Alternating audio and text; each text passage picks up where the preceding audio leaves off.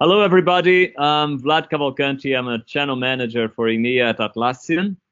Been with Atlassian for quite a long time and glad to be here. Sorry about all these technical issues that we had in the beginning. So I'll try to speed up my presentation. So what I want to talk to you about today is how Atlassian uses our own products to foster a better collaboration with teams inside Atlassian and also outside Atlassian.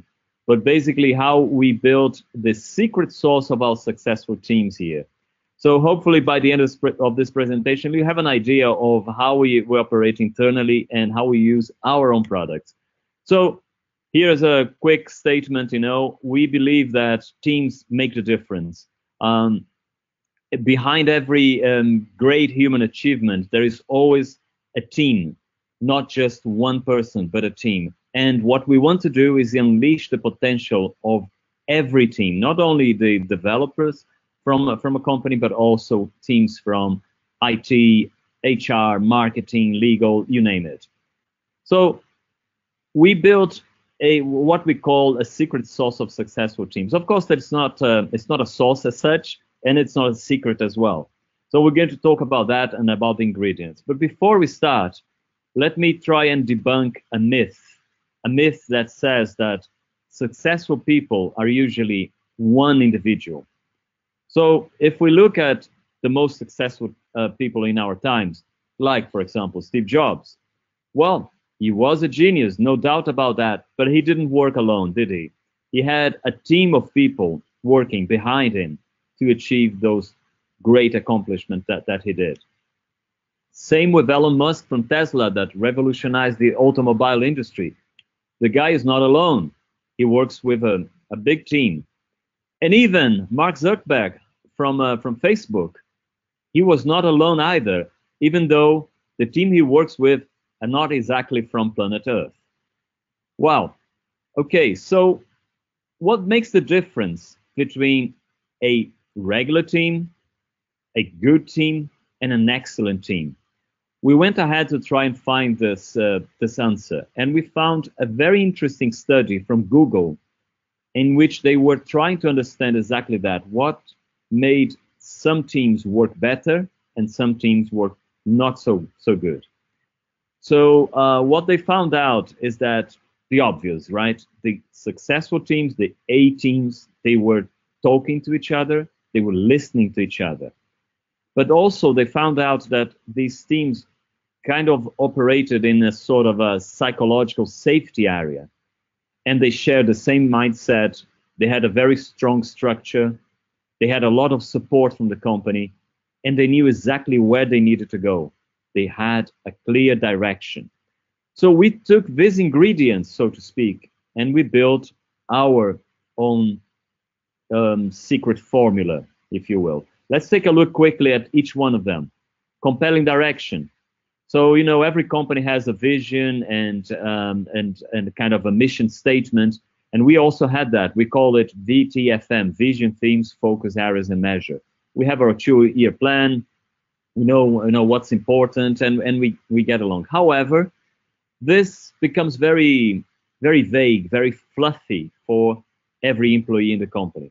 So we try to approach this in a different way. And let me give you 2 examples. One example is objective key results. So we try with our teams to align the vision of the company with the vision of the teams and the individuals inside those teams. OKRs are very much used by companies like Google, Intel, and it was created back in the 60s even.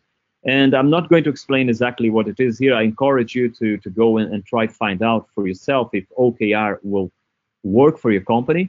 But basically, it's a set of objectives that take away that accomplishment of being the number one or in coming to achieve the 100 in the activities that you do. It's actually the of trying to achieve a goal, not really kind of complicated, but very interesting. That's how I try to align the direction of our company with the direction Another thing that I can give you an example of this, I don't know if you had the opportunity to read a very interesting book from Mr. Catmull from Creativity Inc. That's how it's called. He used to be at Pixar, as you probably know. So he was saying that versions, or the paper idea, if you will, of these movies were not so good. So what they used to do at Pixar was to get together in what they called a brain trust. And this brain trust was to discuss the idea and receive feedback in a very non-hierarchical way from the peers and from the bosses, from the managers, from the visionaries of the company. Now, we adapted it to ourselves, and we created what we call a product brain trust. So our founders, Mike and Scott, they get together with the managers of the product managers, the marketing managers, anyone who has created a new project, and they listen to them, and they share their experience with them. They try to make them align to the goals of the company, as I mentioned before. And it's a fresh perspective because these guys, the founders, are not involved in the project itself, so they can give some perspective. However, this can only work if we assume that they're not playing the role of a boss. They're just giving directions. The decision at the end of the day will be from the managers. So that's what we call a brain trust, and that's one of the things that we believe that may help in the compelling direction. Now, great teams have also a supportive context to play with. As you have probably known from Atlassian, we are very open. We communicate a lot, and we say that if we don't share something amongst ourselves, this thing didn't happen. So we're very open and transparent because we believe that this is important, not only when we're sharing our wins, and we use Confluence for that, as you can see, but also when things go wrong, and they usually do go wrong, we also share fails so that we can all learn about that. We use Confluence extensively for that, but we also communicate openly through a chat. As you know, we still have HipChat on Data Server, which is our chat product. However, we are about to launch a new product called Stride. Stride is a new chatting solution for the cloud that, as it is still in the beta with HipChat, you can create rooms. You can communicate directly with a peer, with your colleague. You can, hopefully that works better than the blue jeans call that we tried earlier. You can even create tasks and assign this task to people. In this example here, create a new logo, identify all the places, and you assign this either to yourself or to someone else in your team. And if you are in a busy room and you're busy yourself with something else, you can mark yourself busy and say you're focused so that you're not going to be disturbed during that period. So again, Stride is a great product that we use for transparency because we believe that that's what brings, say, the CFO to talk to a developer. And that transparency, it's right. Let's look at the next ingredient, strong structure. What we don't want to happen here at Atlassian is this, what this picture shows is kind of engaged in each other. In other industries like the cinema, they are, say, making their product, teams are working together at the same time and communicating with each other. So one idea to mitigate that we work with is the people that work in several teams at the same time, the mix, because then they can learn about each other. They can learn how the other teams function, and they can better understand them.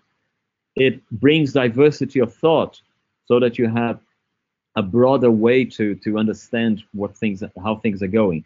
And of course, it helps faster decisions as we work all together and we speed up the final results. Also, not only cross-functional teams, but cross-cultural teams.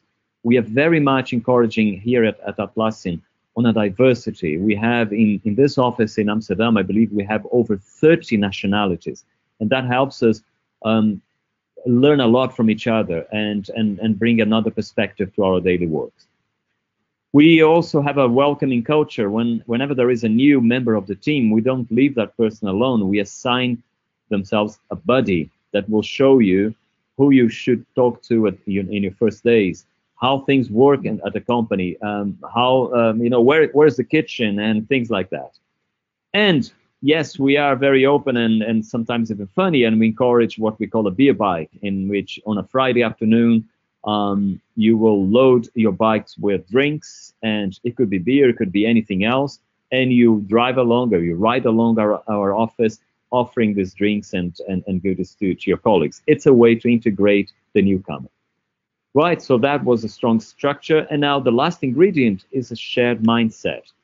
Now what we do, we encourage daily stand-ups. We have teams from different locations, different geographic locations, and we promote daily stand-ups. My team, for example, we meet every day at 9:30, and if we cannot attend, it's fine. But if we can, we share with each other the experiences. Also, our offices are becoming bigger and bigger, and we just make use of the space. What we do there, we use the walls to share ideas and projects, and of course, collect feedback. But we also have, apart from the wall, a newcomer to our product family, which is Trello. You probably know of this. It's a fantastic tool that allows you to plan your days. Here's an example of how the team planning summit in San Jose was planning every presentation and the days and everything. So we use Trello extensively to help share the activities that we are planning. Last but not least, we also encourage innovation weeks and our Ship It projects that happen every quarter, so that innovation for us is very, very important, and this innovation can only happen if the team works together. And again, we use our tools to encourage that. Right.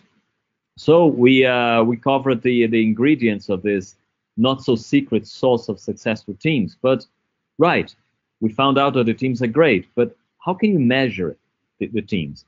Well, some use this boring and old-fashioned kind of surveys.